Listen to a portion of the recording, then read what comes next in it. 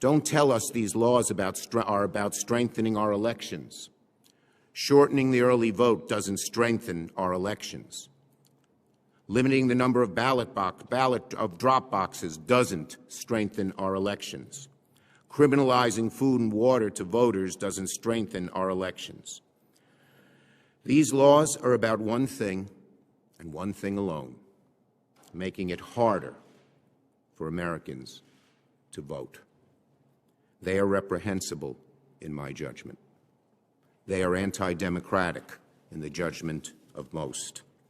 And they carry the stench of oppression. In democracy, when you lose an election, you try to persuade more voters to vote for you. You don't try to ban the other side from voting. That's what Orban does. That's what Erdogan does. That's what dictators do. So what are my Republican colleagues in the Senate going to do? These laws carry the stench of oppression, the smell of bigotry. Are you going to stamp it out, or are you going to allow it to be spread?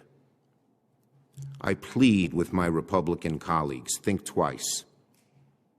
I plead with Leader McConnell, think twice. The eyes of history are on all of you. Where are you going to stand? Think twice, please, my Republican friends. Think twice, Leader McConnell. President Trump told a big lie, one of the biggest ever told. We all know that. Every single person in this room knows that. Every single person. And it's taking root. This big lie is taking root in our country, not just in the minds of his voters, but in the laws of the land. When you perpetuate or tolerate lies about the election like this, you erode our democracy. When people don't believe elections are on the level, it places us on a road to autocracy. Who knows what will happen next? Who knows?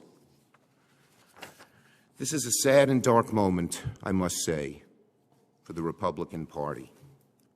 Republicans are seeking to perpetrate and act upon the big lie that the election was stolen, simply to placate, maybe please, the most dishonest president in American history.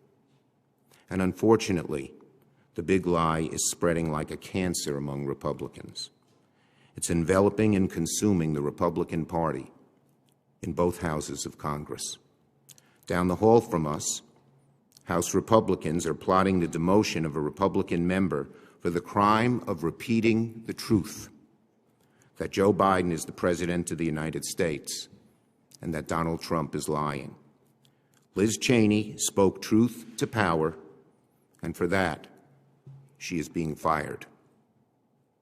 Here in the Senate, Republicans appear content to allow the sacred right to vote to be taken away from millions on the false ground that there was fraud, something for which there is no evidence. Even my good friend from Missouri thinks we have to stop future fraud, stop people from voting because there might be future fraud. That's not the way to do this.